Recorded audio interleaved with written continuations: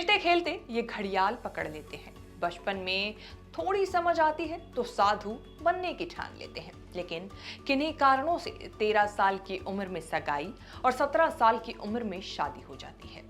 ये शादी का बंधन भी उन्हें अपनी राह पर चलने से रोक नहीं पाता। घर का त्याग कर ये लड़का निकल पड़ता है कहीं दूर, और कई सालों के संघर्ष के बाद इनके सर सजता है देश के ऐसे पीएम का ताज, जिसने देश ही नहीं बल्कि विदेशों में भी भारत का डंका बजवा दिया। जी हां, लीडर के इस एपिसोड में आज हम बात कर रहे हैं देश के पीएम नरेंद्र दामोदर दास मोदी की। वैसे तो नरेंद्र मोदी की पूरे जीवन की गाथा चंद शब्दों में बयान करना मुश्किल है, लेकिन हम अपनी इस रिपोर्ट में बात करेंगे उनके जीवन के कुछ अहम किस्सों के बारे में। पीएम नरेंद्र मोदी के जीवन का टर्निंग पॉइंट रहा साल 2001, जब गुजरात में भूकंप के आने से 20,000 लोग मारे गए और राजनीतिक दबाव के चलते तत्कालीन मुख्यमंत्री केशुभाई पटेल को अपना पद छोड़ना पड़ा। पटेल की जगह नरेंद्र मोदी को राज्य की कमान सौंपी गई और इसके बाद मोदी ने कभी पीछे मुड़कर नहीं देखा। लेकिन मोदी के सीएम बनने के कुछ समय बाद ही, यानी साल 2002 में गुजरात के इतिहास में वो काला अध्याय जुड़ गया जिसके बारे में किसी ने नहीं सोचा था। ट्रेन जलने वाला गोधरा कांड और उसके बाद गुजरात में भड़के दंगों को लेकर नरेंद्र मोदी को खूब घेरा गया। दंगों की वजह से घिरने के बावजूद साल 2002 में हुए विधानसभा चुनाव में भी मोदी की जबरदस्त जीत दर्ज हुई।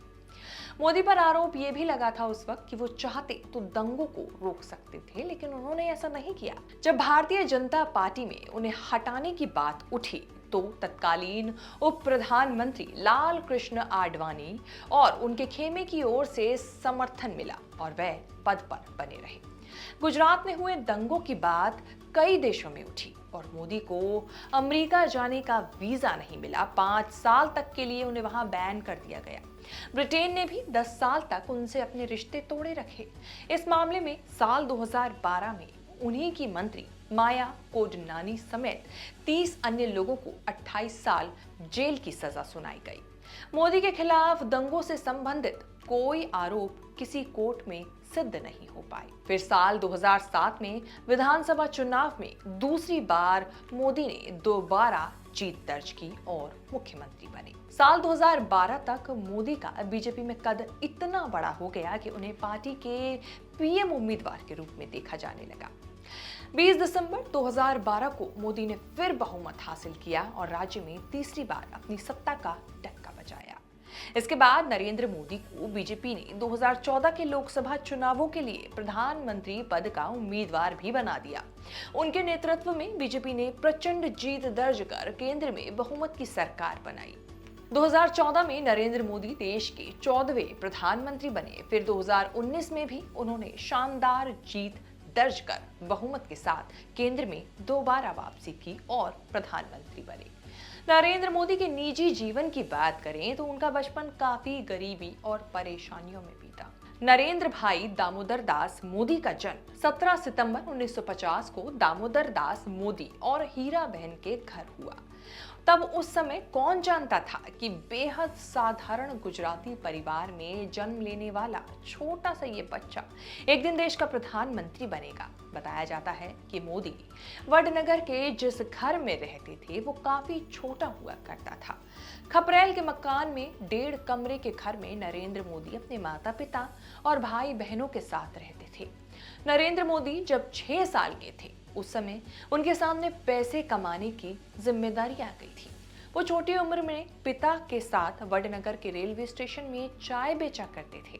स्टेशन में नरेंद्र मोदी के पिता की एक छोटी सी दुकान हुआ करती थी। आज भी वडनगर स्टेशन में वो दुकान मौजूद है। नरेंद्र मोदी का छोटी उम्र में ही आरएसएस से जुड़ाव होना शुरू हो गया था। जिस समय वो आरएसएस से जुड़े उस समय उनकी उम्र महज 8 साल की हुआ करती थी। 1958 में आरएसएस के पहले प्रांत प्रचारक लक्ष्मण राव इनामदार ने नरेंद्र भाई मोदी को बाल स्वयंसेवक के रूप में शपथ दिलाई थी। उसी समय से वो आरएसएस की शाखाओं में जाने लगे थे। एक तरफ जहां वो नाटकों में हिस्सा लेते थे तो वहीं दूसरी तरफ उन्होंने एनसीसी में भी अपना योगदान दिया और एनसीसी ज्वाइन की। नरेंद्र मोदी की प्रारंभिक पढ़ाई लिखाई वडनगर में ही पूरी हुई। आरएसएस में प्रचारक रहते हुए 1980 में गुजरात विश्वविद्यालय से राजनीति विज्ञान में एमए की डिग्री ली। वैसे तो पीएम मोदी की पढ़ाई लिखाई और उनकी डिग्रियों को लेकर समय समय पर विवाद होता रहा है। दिल्ली के सीएम अरविंद केजरीवाल भी, चाहे मुद्दा नोटबंदी का हो या फिर किसान आंदोलन का, कई बार मोदी की डिग्रियों को लेकर सवाल उठाते रहे हैं। अपने पिता की 6 संतानों में तीसरे पुत्र नरेंद्र मोदी एक औसत दर्जे के छात्र रहे थे। उनकी स्कूली शिक्षा के अनुसार मोदी पढ़ने में कुछ खास तो नहीं थे, लेकिन उन्हें वाद विवाद और नाटक प्रतियोगिताओं में बेहद रुचि रहा करती थी। साथ ही राजनीति में भी उनका बहुत इंटरेस्ट रहा करता था। अपने पढ़ाई के दौरान मोदी छात्र संगठन अखिल भारतीय विद्यार्थी परिषद से जुड़े और भ्रष्टाचार विरोधी नवनिर्माण आंदोलन में हिस्सा भी लिया। नरेंद्र मोदी की महज 13 साल की उम्र में जशोदाबेन चमनलाल के साथ सगाई हो गई थी और जब शादी हुई तो वो केवल 17 साल के थे। मोदी की जीवनी लिखने वालों के अनुसार मोदी ने भले ही जशोदाबेन के साथ शादी की, लेकिन कभी साथ में नहीं रहे। कहा जाता है कि जब पीएम नरेंद्र मोदी 17 साल के थे, उस समय सन्यासी बनने के लिए उन्होंने अपने परिवार वालों को बिना बताए ही घर छोड़ दिया था।